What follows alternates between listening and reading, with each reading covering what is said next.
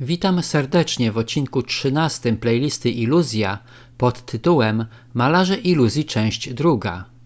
W poprzednim 12 odcinku opowiadałem o dwóch standardowych typach malarzy rzeczywistości. W tym odcinku opowiem o kolejnej grupie malarzy naszej iluzji.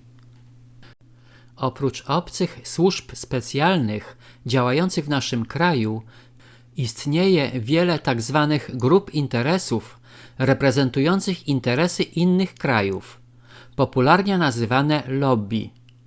A więc działają u nas na przykład lobby kraińskie, rzymskie, niemieckie i inne, które również w dużym stopniu wpływają na nasz obraz rzeczywistości.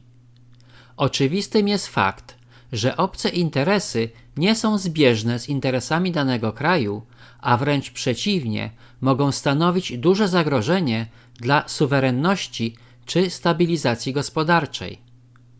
Aby maksymalnie usprawnić swoje działania, zarówno obce służby specjalne, jak i obce grupy interesów muszą wprowadzić w struktury rządowe danego kraju albo ukrytych agentów, albo swoich ludzi, szczególnie na kluczowe stanowiska urzędnicze czy decyzyjne.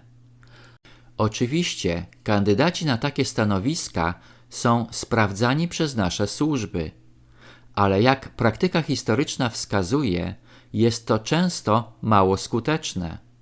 A więc od czasu do czasu, chociaż bardzo rzadko, ujawniane są afery agenturalne w wielu krajach. Niestety i nasz kraj nie stanowi w tej kwestii wyjątku.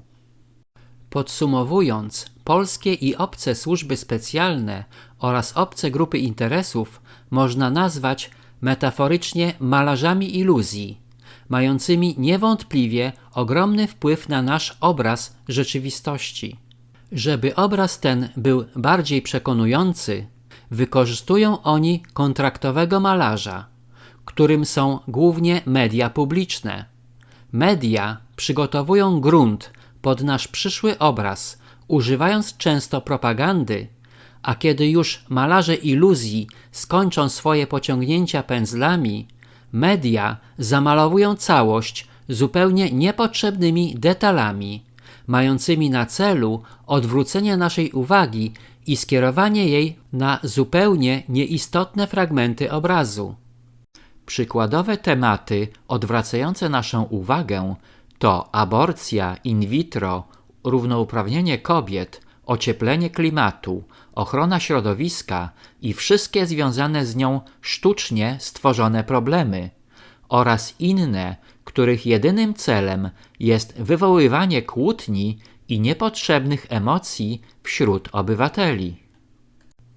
Im więcej niepotrzebnych szczegółów, tym trudniejsza do odczytania staje się nasza rzeczywistość i tym lepiej malarze kontraktowi, czyli media, wykonały swoje zadania.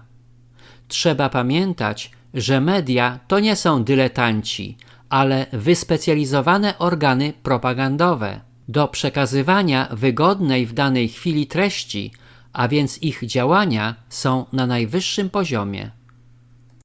Jak odkryć prawdę w tym zamazanym obrazie, który malują rzesze malarzy i każdy z nich korzysta ze swojej specjalnej palety barw?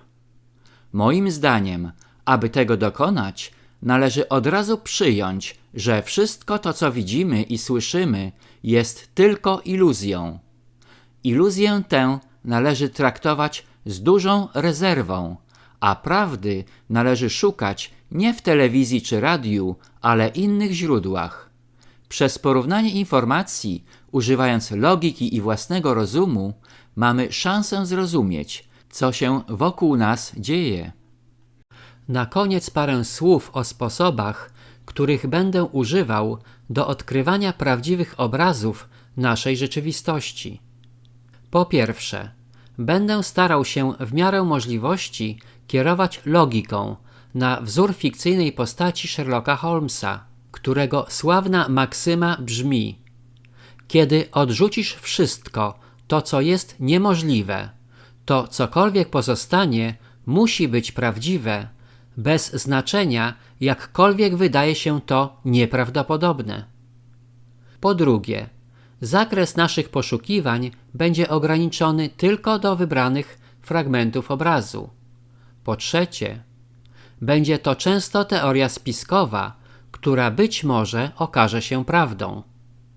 Po czwarte, zachęcam Państwa do własnych interpretacji zdarzeń, niezależnie od moich sugestii, oraz poszukiwania prawdy na własną rękę.